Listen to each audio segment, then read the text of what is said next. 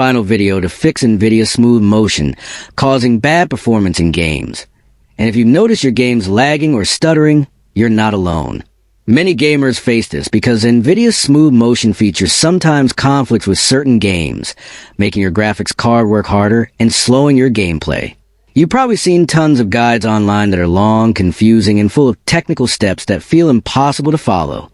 But today on Rexist, I'll show you a secret easy trick that fixes this in just a few clicks without messing with complicated settings.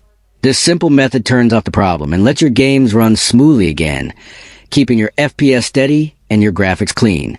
If you want a full step-by-step tutorial, comment below and I'll make it for you.